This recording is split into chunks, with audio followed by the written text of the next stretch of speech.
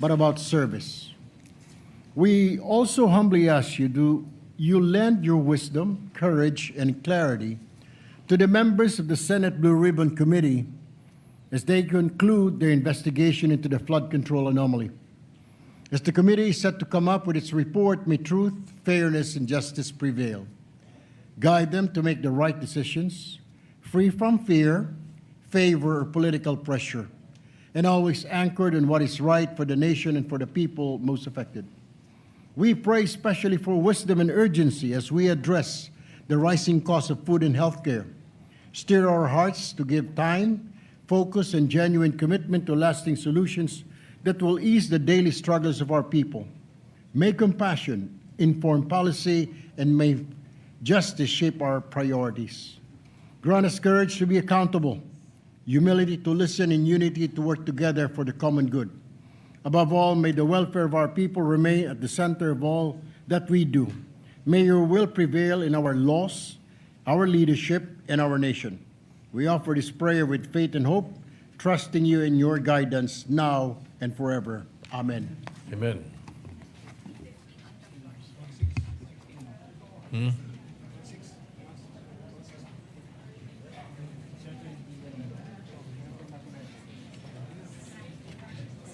How are you? The Secretary will please call the roll. Roll call of members. Honorable Senator Aquino, Senator Cayetano Alan, Senator Cayetano Pia, Senator De La Rosa, Senator Ejercito, Senator Escudero, Senator Estrada, Senator Gatchalian, Senator Go, Senator Hontiveros, Senator Lacson, Senator Lapid, Senator Ligarda, Senator Marcoleta, Senator Marcos, Senator Padilla, Senator Pangilinan, Senator Tulfo Irvin, Senator Tulfo Rafi, Senator Villanueva, Senator Villar Camille, Senator Villar Mark, Senator Subiri. The Senate President is present. With 19 senators present, the chair declares the presence of a quorum. Majority Leader. Thank you very much, Mr. President. Mr. President, I just want to start the day by acknowledging officials from the Philippine Sports Commission, headed by their dynamic chairman, Chairman Patrick Gregorio, and members of the board of the commission, together with the Philippine contingent to the 33rd Southeast Asian Games. All our medalists, Mr. President, are here today with us in the podium, in the gallery. Together, Yes, we also have with them together guests of Senator Gatchalian, Board Member Ventanilla of the 3rd District of Pangasinan. We have also guests of Senator Bam Aquino, League of Municipalities Bohol Chapter, Mayor Tumanda of Batuan, Bohol, Mayor Ayuban of Loay, Bohol, Mayor Balete of Valencia, Bohol, Mayor Palacio of Bilar, Bohol, Mayor Randolph Ang Dimiao of Bohol, of Randolph Ang of Dimiao, Bohol, and Mayor Michael Doria of Sierra Balyones, Bohol. We also have a guest of Senator Bam, Mayor Tessie Ong of Gloria Oriental Mindoro, Vice Mayor Bim Ignacio of Calapan, Oriental Mindoro. We have also with us the Globetech Senior High School and Technical Training Institute Makati City Group, headed by School Director Ephraim Malimlin. And we have survivors and family members of the sunken MV Tricia Kirsten 3, Attorney Aquino Sajili, Miss Tajmahal Sajili, Miss Fatima Sajili, Mr. Martin San Diego, and Attorney Denzel Tolentino. They're all with us here, Mr. President. Yes, we welcome all our guests, the guests mentioned by the Majority Leader, guests of our colleagues, and with a special mention, of course, of the Chairman, Patrick Gregorio of the Philippine Sports Commission, and my bowling partner, Commissioner Bongku of the PSC. Yeah? Hindi po Bongo, Bongku. Bongku. Bongku. Kakakausap ko kay Bongo, nagkakamali na ako. Yes, Anyway, Mr. thank you. President. Welcome to the Senate. Thank you, Mr. President. And we'd also like to give our deepest condolences to the survivors and family members of the sunken MV Trisha, Kirsten, that are here. All of those who perished in that very tragic Yes, our incident. condolences. Thank you, Mr. President. Mr. President, I move that we dispense with the reading of the journal of the 41st session, Tuesday, February 3, 2026, and consider the same as approved. I so move. Any objection? Hearing none, the journals approved. Thank you, Mr. President. Mr. President, I move that we proceed with the reference of business. Reference of business, the Secretary will proceed with reference of business. Bills on first reading. Senate Bill number 1732, an act establishing a results-based national innovation policy, introduced by Senator Marcos. Referred to committees on economic affairs and finance. 1733, an act strengthening the basis conversion and development authority, amending for the purpose Republic Act number 7227 or the basis conversion and development act of 1992 as amended, introduced by Senator Estrada. To the committees on government corporations, national defense, and finance. 1734, an act further amending Republic Act number 7836, otherwise known as the Philippine Teachers Professionalization Act of 1994, as amended by Republic Act number 9293, introduced by Senator Estrada. Referred to the committee on civil service. 1735, an act establishing a minimum age for social media use, prescribing obligations for social media platforms, providing penalties for and for other purposes, introduced by Senator Marcos. To the committees on public information and science and technology. 1736, an act amending Republic Act number 11967, otherwise known as the Internet Transactions Act, and for other purposes, introduced by Senator Marcos. To the committee on trade. 1737, an act establishing public basic education schools in geographically isolated and disadvantaged and conflict-affected areas, providing access roads leading to last-mile schools and appropriating funds therefor, introduced by Senator Villanueva. To the committees on basic education and finance. 1738, an act granting tax incentives to employers that hire fresh graduates from provincial colleges, universities, and training centers, appropriating funds therefor and for other purposes, by Senator Ejercito. To the committees on labor and ways and means. 1739, an act expanding the coverage of the Telecommuting Act and providing incentives for telecommuting employees, amending for the purpose Republic Act number 11165, otherwise known as the Telecommuting Act, and for other purposes, by Senator Ejercito. To the committees on labor, civil service, and ways and means. 1740, an act further extending the period of availment of the estate tax amnesty, amending for the purpose Section 4, 6, and 8 of Republic Act number 11213, as amended by Republic Act number 11569 and Republic Act number 11956, otherwise known as the Tax Amnesty Act as amended, by Senator Pangilinan. To the committee on ways and means. 1741, an act institutionalizing the participation of civil society organizations in the preparation and authorization process of the annual budget, providing effective mechanisms therefore and for other purposes, by Senator Pangilinan. To the committees on finance and electoral reforms.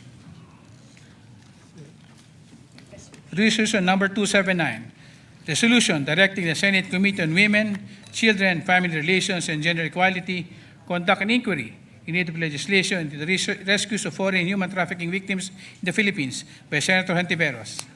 To the committee on women.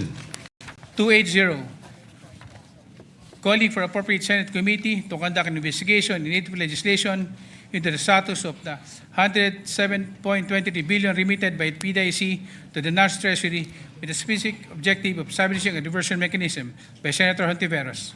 Referred to committee on finance. 281, directing the Senate Committee on Tourism to conduct an inquiry in need of legislation in the implementation of safety standards and enforcement protocols of motorcycle tourism initiatives and endurance rides to guarantee the protection of participants and the general public by promoting domestic tourism, by Senator Ejercito. To the committee on tourism. 282, directing the Senate Committee on Public Information and Mass Media to conduct an inquiry in need of legislation on the public information and safety awareness campaigns of the Philippine Coast Guard and the Maritime Industry Authority regarding sea travel safety in light of the recent maritime accidents including the sinking of MV Trisha Kirsten 3, by Senator Padilla. To the committees on public information and public services. 284, resolution directing the Committee on Environment, Natural Resources, and Climate Change to conduct an inquiry in aid of legislation on the conflicts arising mineral exploration activities in Tupac del Norte, Nueva Vizcaya, by Senator Pangilinan. To the Committee on Environment. 285, resolution calling for the appropriate Senate committee to conduct an investigation in aid of legislation into the systematic failures of the National Solid Waste Management Framework in light of the Binaliw landfill collapse, with the end view of mandating sustainable infrastructure and rigorous regulatory oversight by Senator Hontiveros. Refer to the Committee on Environment. 286, resolution commending and congratulating the Philippine Olympic Committee and Philippine Sports Commission for the exemplary leadership, support, and contribution to the successful participation of the Philippine delegation in the 33rd South Asian Games held in Thailand from 9 to 20 December 2025 by Senator Subiri. To the Committee on Rules. Majority Leader. Thank you, Mr. President. Mr. President, I move that we consider proposed Senate Resolution number 210, taking consideration PS numbers 206, 211, 212, 213, 214, 215, 216, 217, 218, 219, 220, 221, 222, 223, 224, 225, 226, 227, 228, 229, 230, 231, 232, 233, 234, 235, 236, 237, 238, 239, 240, 241, 242, 246, 247, 248, 249, 255, and 261 and 265, Mr. President. Several resolutions congratulating our champions in the Southeast Asian Games. I so move, Mr. President. Any objection? Hearing none. Motion's approved. Consideration is in order. The Secretary will read the title of the measure without prejudice to inserting into the records the text of the said resolution. Resolution commending and congratulating the Philippine contingent to the 33rd South Asian Games in Thailand for ably representing the country and for winning 50 gold, 70 silver, and 154 bronze medals. Thank Majority you, Mr. Leader. President. Mr. President, may we recognize our colleague to sponsor, Senator Christopher Lawrence Bongo. Senator Christopher Bongo is recognized to sponsor the measure. Mr. President, distinguished colleagues, as chairperson of the Senate Committee on Sports and one of the authors of these resolutions, it is with great pride and honor that I sponsor the Senate resolution commending and congratulating the Philippine contingent to the 33rd Southeast Asian Games in Thailand for representing our country and for winning a total of 50 gold, 73 silver, and 154 bronze medals, placing 6th overall in the final medal tally and ranking 4th with an aggregate total of 277 medals. First of all, I would like to express my warm regards and sincere appreciation to the entire Philippine delegation which took part in the 33rd edition of the Southeast Asian Games. Allow me to commend each member of the delegation for exemplifying hard work and dedication.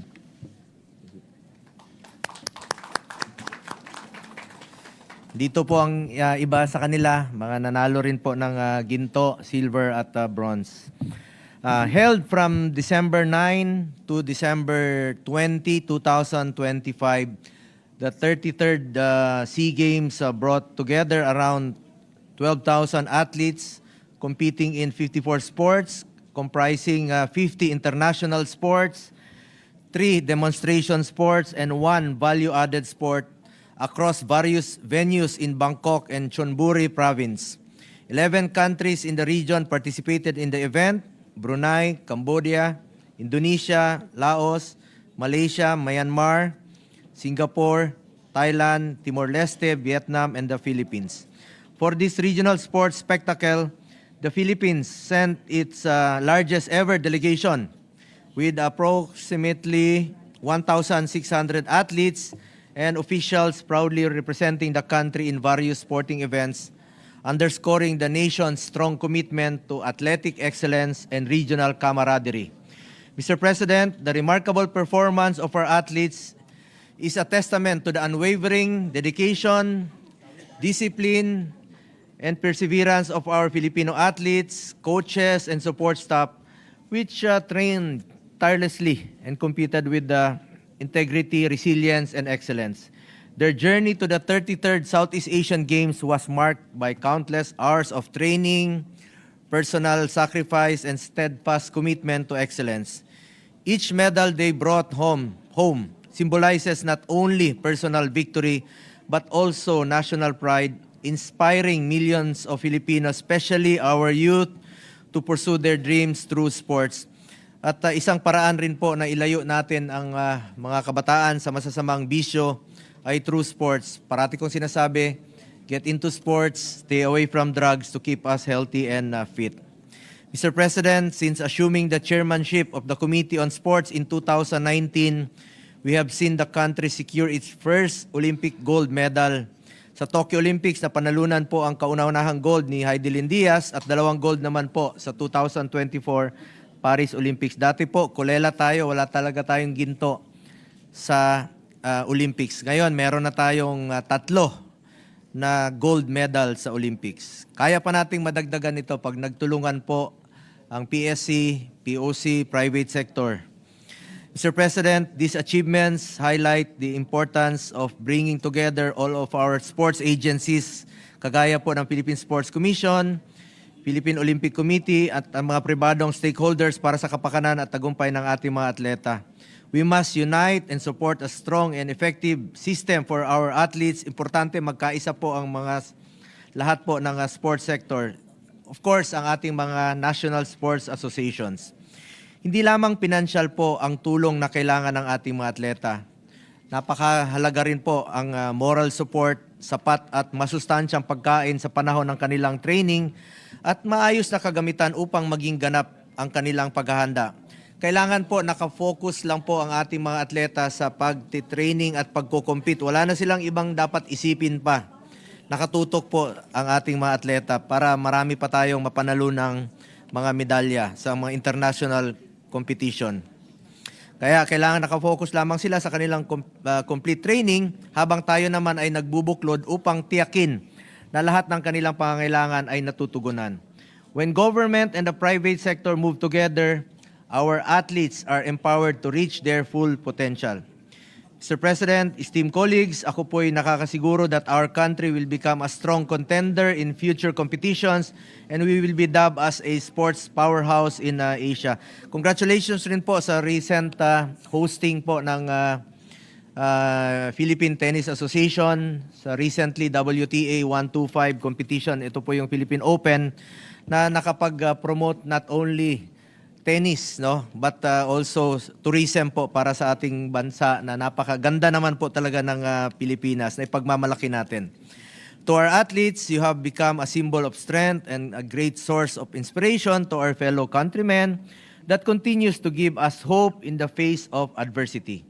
Our Filipino athletes have proven time and again of their undying devotion and even unified the country through sports, thus upholding the true spirit of patriotism. As your chairman of the Committee on Sports and on Youth, rest assured I will continue to pursue sports development programs and initiatives that will promote the welfare of our athletes to help restore our rightful place in the world of sports.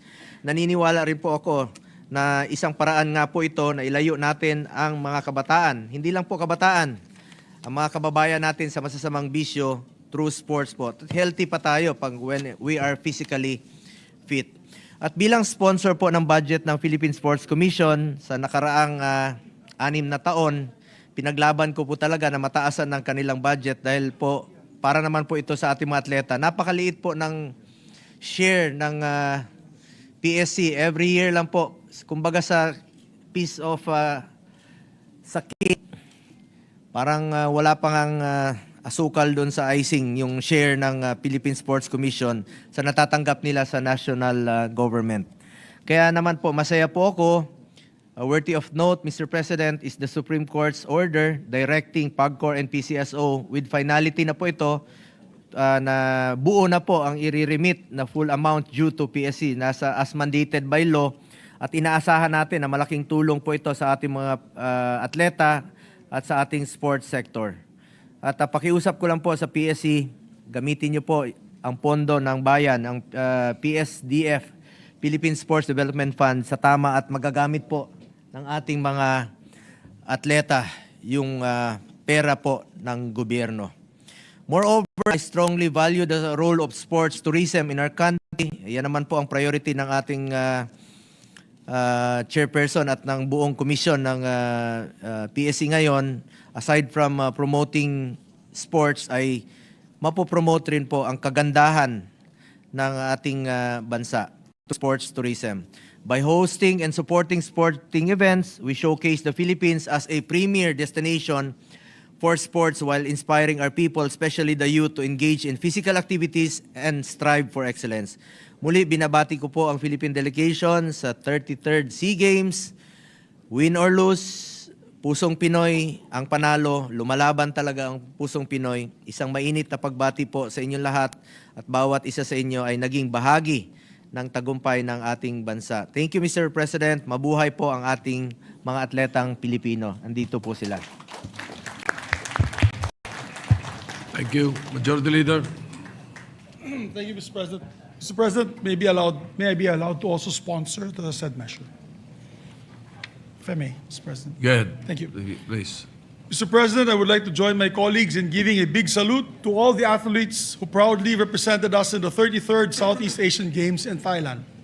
It is so exciting to see our young Filipino athletes excelling on such a large global platform, inspiring new generations of budding athletes back here in the Philippines.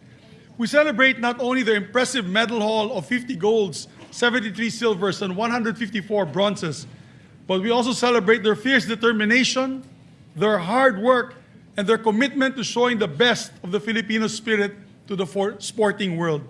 Sayang, Mr. President, kung may arnis sana dyan, nadagdagan sana ng mga 5 gold yun. Sana. It makes me happy to see champs like Alex Ayala, EJ Obiena get rock star status among our people, and many of the other athletes that are there. Among our kids especially, that love these athletes. You cannot ask for a better role model, Mr. President, showing great discipline and passion for their sport and showing great love for our country. They represent us on big stages like the Southeast Asian Games. To the entire Philippine delegation, maraming salamat sa inyong lahat. We are so very proud of you, and we will continue to support you in your athletic journey. Mabuhay po kayong lahat. Thank you. Mabuhay. Mr. President, next to give their, Senator Jingo Estrada would just like to insert to the record his sponsorship speech of the resolution. For the record, Mr. President. Next to sponsor is Senator Pia Cayetano. Senator Pia Cayetano is recognized.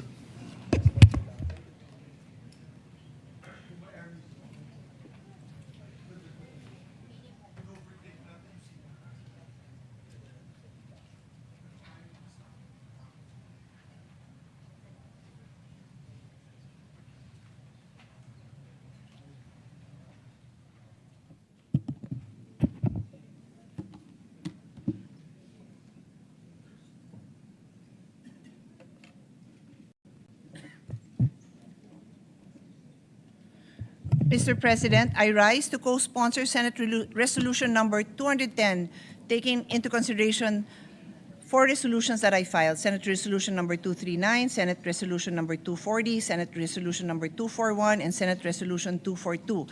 I would like to begin by greeting our national athletes, coaches, and staff, and the entire Philippine Sports Commission family who are with us today and are back in training as we speak. As a former student athlete and also a national athlete, I know the sacrifices behind every medal and the weight of the flag on one's shoulder. Personally, I believe sports can transform lives. It molds character and teaches important values like discipline, determination, leadership, and teamwork. It serves as a key enabler of the Sustainable Development Goals promoting health, education, and social inclusion, specifically SDG 3 on health, SDG 4 on inclusivity and equitable quality education, and SDG 5, achieving gender equality and empowering all women and girls. The 33rd SEA Games in Thailand saw the Philippines' largest delegation to date with over 1,600 strong. We finished 6th place overall with an impressive 277 medal haul, 50 gold, 73 silvers, and 154 bronzes, proving once again that the Filipino talent is world-class. I actually had the unique opportunity, Mr. President, to watch the games. Given that it ran for about 2 weeks, I think I was only there for 3.5 days, but 3.5 days was more than enough to inspire me, was more than enough to bring tears to my eyes in every single game that I watched. Our athletes continue to make history, Mr. President, and I'd like to mention a few. So, I have pictures, so let us wait for the pictures to load. There we go. So, nag-sprint din po ako para makarating dito sa pole vault event ni EJ Obiena. Kasi grabe, Bangkok is already known for their terrible traffic. But because of the SEA Games, it was even worse. So bumaba ako dun sa van na sinasakyan ko at iniwan ko yung driver at naglakad kami. Tapos nung alam namin kasi na malapit ng, nag-umpisa na si EJ and mabilis lang naman ng pole vault kasi talon. Pag hindi na nakatalon, hindi na naabot ng kalaban mo, di panalo ka na. So, nag-sprint na kami. Pagdating namin, nandun kami sa kabilang side ng napakalaking stadium. So, from the other side, nakita ko si AJ sa kabila. So, sprint na naman kami. And lo and behold, napanood ko yung ending. And as you all know, the rest is history. EJ is the gold medalist of the pole vault event. And then while I was there,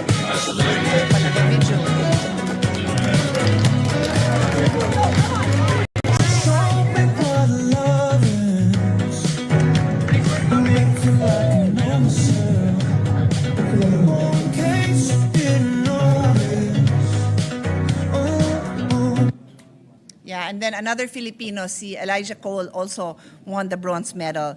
I did not get a chance to watch John Cabang Tolentino, but I did have a chance to chat with him because he was there. I think he did the hurdles the day before, or at least before I got there. So John Cabang Tolentino shattered a 10-year-old record set by Thailand in 2015 in the 110 hurdles with a time of 13.66 seconds.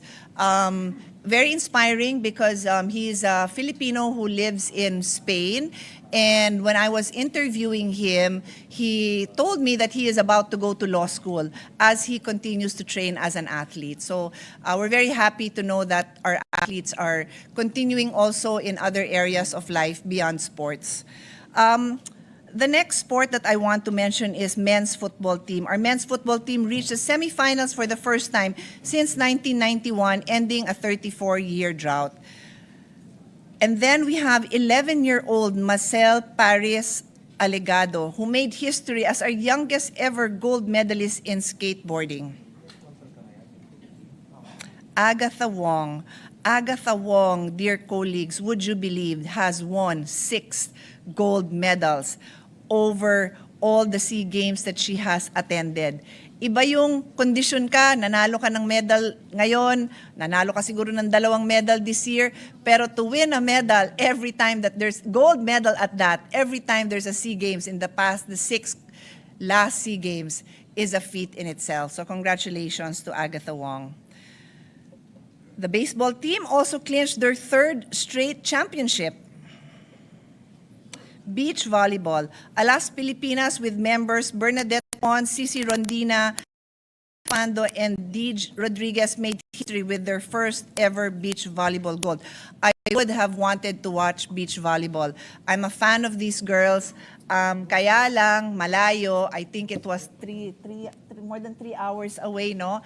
And there was so much going on in Bangkok. I would have had to give up all the games that were going on in Bangkok to be able to go there. So unfortunately, I didn't get to watch it, but it was an amazing game. I saw clips on YouTube.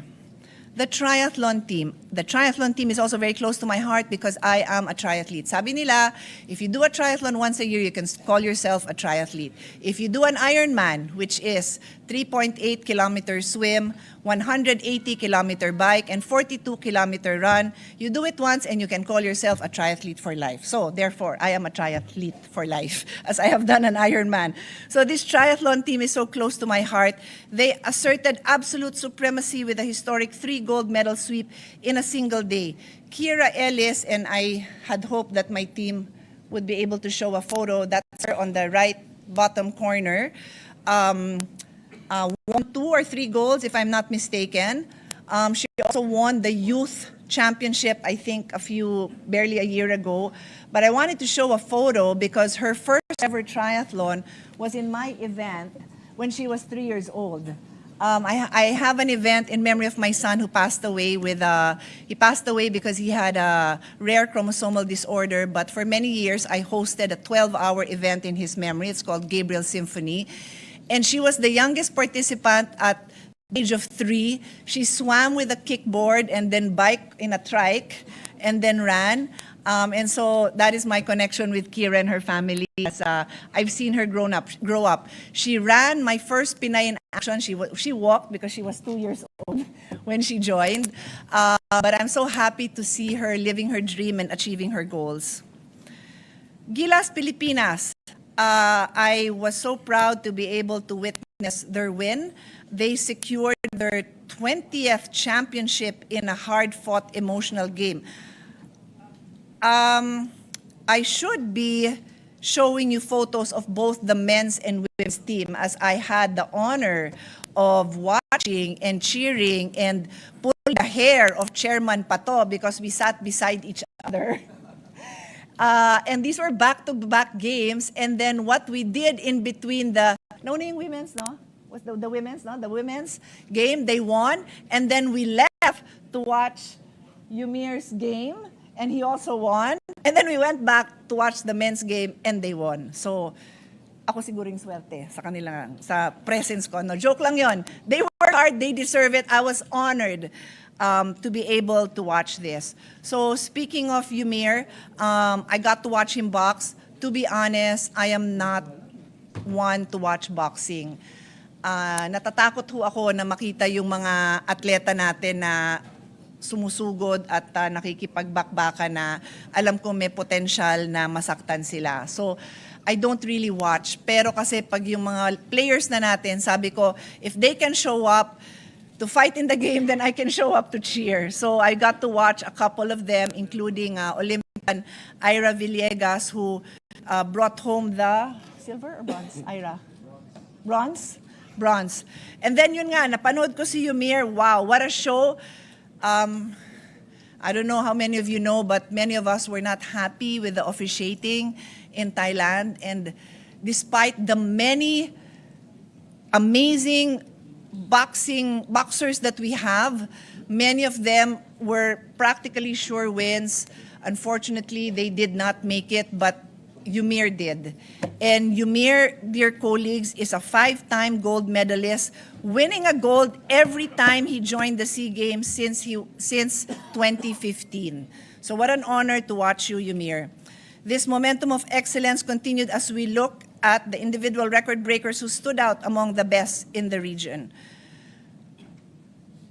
Swimmer Kyla Sanchez. Recognizing the queen of the pool, Kyla Sanchez, who entered 8 events and won a medal in every single one of them, 3 golds and 5 silvers, makes her the most bemedaled and top-performing Filipino athlete in the 2025 Games. Her performance was a masterclass in discipline. She has shown our youth that excellence is not an accident, it is a habit. And our tennis player, Alex Ayala. I had the pleasure of watching her. I watched her play in her mixed doubles with Australian youth champion Nino Alcantara. They won a bronze. And then she went on to play in the individual women's where she brought home the gold, bringing pride and joy to all of us. Everybody, all the nationalities who watch Alex enjoy watching her play. She ended a 26-year drought and became the 3rd Filipina in the history to win the women's singles gold. Now, one of my other favorite teams, the Philippine Women's National Football Team. Huwag kayo magtatampo kung may favorite ako. It's just that tawan ko. So yun na lang yung naging exposure ko sa buhay. Pero bata pa naman ako, so may chance pa akong pang mga sports. It just so happened that my daughters are football players. They play for UP. And so marami dun sa Philippine team nakilala ko. And then I was head of delegation of the Philippine team that made it to the World Cup in New Zealand. That's why kilala ko ang karamihan ng players. And that's why close po sila sa akin. And they made a historic win. The first time ever in our history, the Philippine women's national team for football captured the gold medal for women's football, emerging as the champions of Southeast Asia. I have watched these women break barriers from their qualifying matches in the regional tournaments to the World Cup, and then now. They showed us that with unwavering dedication, no goal is ever out of reach. They have redefined what is possible for every young girl in our country. I would not want to close, Mr. President. Panoodin muna natin.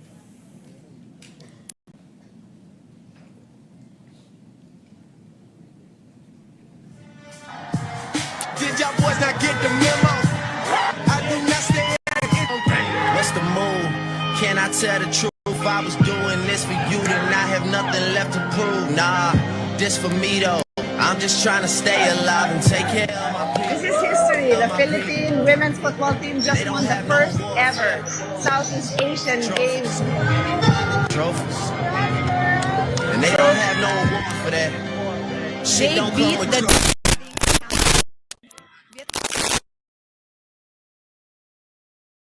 Laro ko nahilo na ako, but they beat defending champion Vietnam, who had hoped to make it their fourth gold. I think they're ninth. They're ninth. So this team that they beat 9 times na nag-gold. And what I want to share with all of you is till the very end, bakbakan, halftime 0-0, full time 0-0, and then they had a shootout. And during the shootout 0-0, 0-0, and the very last kick, the Philippine goalkeeper caught the kick made by Vietnam and thus made the Philippine team a winner. So it was amazing. It's worth every second that I spend watching us and these young men on the field and in their element. So including Olympians and champions are not born overnight. They are developed through years of investment, effort, and sacrifice.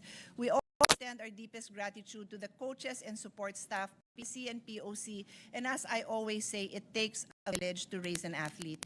Behind the medal is a team that provides necessary to reach the job to ensure they have sufficient funding and world-class facilities. This representation has continually advocated and remains committed to strengthen our grassroots programs, to find new talent, aid in their development, hone their skills until they become the professionals and future Olympians they want to be. Again, we congratulate our athletes for the honor that they have brought to the. Thank you, Mr.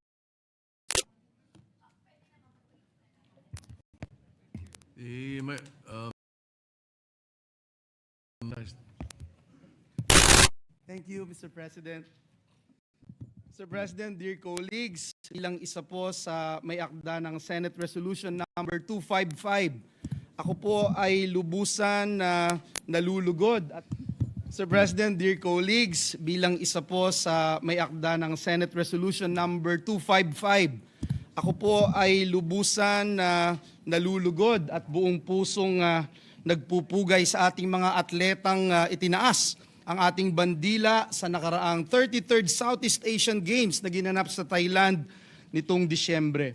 Ginoong Pangulo, nagpakitang gilas po ang ating mga atleta at nakipagsabayan sa best of the best ng Southeast Asia.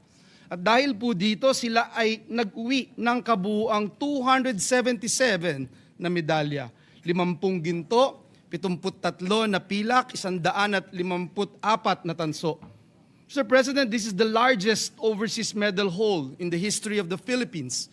And at the SEA Games, Mr. President, a feat, Mr. President, that deserves the highest commendation. Please allow me to mention a few of our most remarkable triumphs in the 2025 regional meet. A record-setting 4-peat in the pole vault by fellow Tomasian, EJ Obiena. Outstanding performance by swimmer Kyla Sanchez, who was here last time, Mr. President, who represented the Philippines in the games for the first time and secured 3 golds and 5 silvers. The Gilas Pilipinas, kung may favorite si Ate Senpia, ang favorite ko syempre yung basketball, yung Gilas Men's and Women's Pilipinas na pinanood po natin lahat ng laro. They defended and reclaimed their crowns. Congratulations. Si April, nakita ko kanina. Nandyan po sa gallery, Mr. President.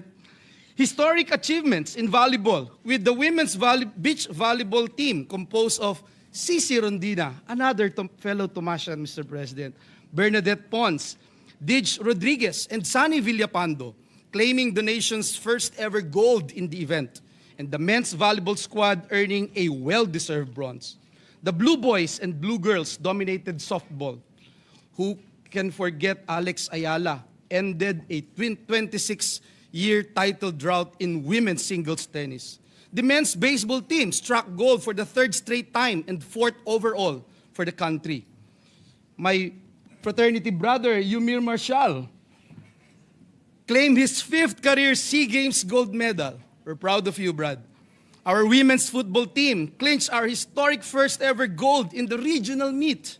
And of course, the raw inspiration shown by our youngest gold medalist, the 11-year-old skateboarder Mazel Alegado, whose victory reminds us that excellence knows no age. Across various sports, Mr. President, from practical shooting to gymnastics, triathlon to modern pentathlon, and many more, our athletes captivated the world with their record-setting performances and unwavering commitment to excellence. Kaya naman po, Ginoong Pangulo, sa ating mga atleta, taos-puso po ang ating pasasalamat. Ang inyo pong ipinamalas ay hindi lamang husay sa laro, kundi disiplina, tiyaga at pananalig. Sa bawat pagsubok, pinili po ninyong magpatuloy. Sa bawat hamon, pinili po ninyong maniwala sa inyong sarili, sa inyong koponan, at sa Diyos na nagbigay ng lakas sa ating lahat. We'd also like to thank and commend all the coaches, Mr. President, all the trainers, support staff, mga PTs, therapists, Mr. President, and even their families as well. As the Philippine Olympic Committee, nais nating pasalamatan ang Philippine Sports Commission sa pangunguna ni Chairman Pato Gregorio, whose sacrifices and encouragement made these victories all the more possible. Muli, Ginoong Pangulo, saludo po kaming lahat sa inyo. Dear athletes, congratulations and may you continue to shine brightly in the global sporting arena. Mabuhay ang mga atletang Pilipino. Maraming salamat, Ginoong Pangulo, and may God bless us all. Thank you very much, Mr. President. Yes, Mr. President, Majority Leader. before I move to adopt the Senate resolution, may I be allowed to just make an amendment, Mr. President, if I may? Yes, please proceed. I just reviewed the parchment paper that we made for our athletes. It adopted, in basic part, the resolution of Senator Pia Cayetano, which had all the names of the gold medalists. May I make an amendment, if the body will allow me, that we add the names of the silver medalists and the bronze medalists so that they will be etched in history in the Senate when we approve their resolution as a Senate-approved resolution. So, I so move, Mr. President, if that amendment will be accepted by the whole body. Yes. Any objection? Hearing none, the motion is approved. Thank you. So, lahat ng pangalan po ng nanalo, I think 277 of them will be in this approved Senate resolution. The only hitch, Mr. President, is when we do the photo opportunity, that will not be, what they're holding is not going to be the official. We will just have to give them one by one, later on, the approved, amended version with all their names, Mr. President. So just for the photo op later on, we'll just ask them to hold the parchment paper, but later on we'll have to replace it with another approved Senate resolution with all the names of the winners. So, Mr. President, with that, Well, although we have already signed all their copies, but yes, we can do that. kaya mo yan, Mr. President. 277 In the signatures enrolled lang yan. copy, we will make sure that it's in the enrolled copy. Yeah, isa-isa. Puro gold medalist lang. Yeah, kasi Yung na yun po, present, yung mga puro present, gold medalist oo, lang eh. oo. Kawawa Yes, naman okay. naghirap. Yung kumapos lang ng konti, gold medal na sana eh. Baka nalutong Macau eh, hindi natin Alright. alam. Kawawa naman. May I just know, Majority Leader, why there are 41 resolutions? Actually, many lobbied to me, Mr. President, mga kaibigan natin, mga NSA. Alam naman ni Chairman Pato, marami tayong kaibigan na NSAs.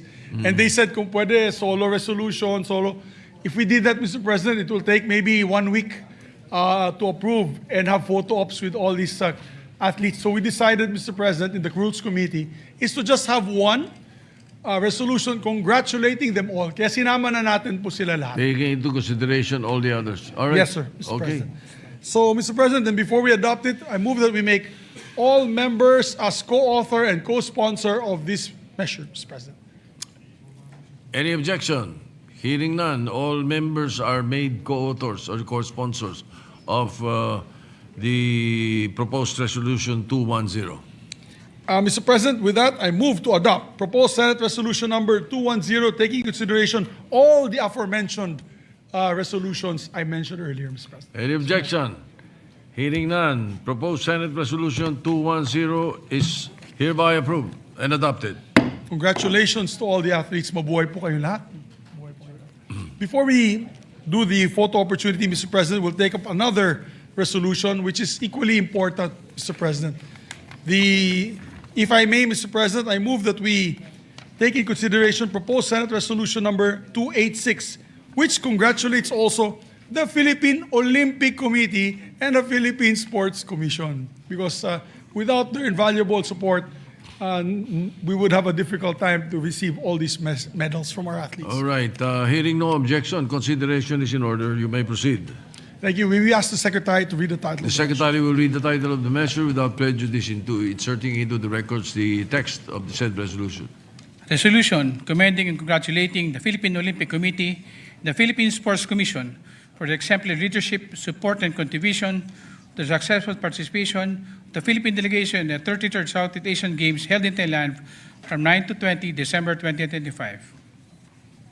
Majority Leader, May I be allowed to sponsor the measure, Mr. you may proceed. Thank you. Mr. President, the whole country rightfully rallied behind our athletes and cheered for them through every game in Bangkok and Chonburi for the 33rd Southeast Asian Games last December. But now, I want to take a moment to thank and salute the officials and staff of the Philippine Sports Commission and the Philippine Olympic Committee, who quietly worked behind the scenes from day one as they supported our athletes in their journey to and through the Southeast Asian Games.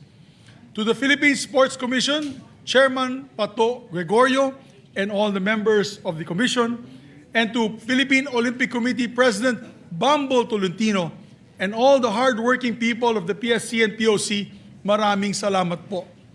With your assistance and support, our athletes have been able to fully commit themselves to their training and development, allowing them to reach their full potential as they competed in the Southeast Asian Games.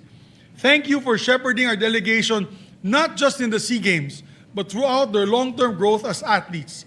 I am hopeful that the success of the delegation of the SEA Games will embolden the PSC and the POC to strengthen its athlete development programs as we approach LA 2028.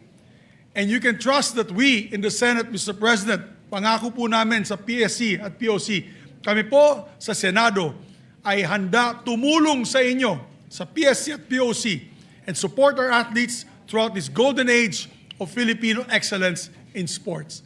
Maraming salamat po, Mr. President. Thank you. And congratulations. With that, Mr. President, I move to adopt proposed Senate Resolution number 286. I so move, Mr. President. Any objection? Hearing none, proposed Senate Resolution 286 is hereby approved and adopted. Thank you very much, Mr. President. I move to suspend session for a minute so that we can have a photo opportunity, a golden opportunity to have photographs with these champions. Session suspended.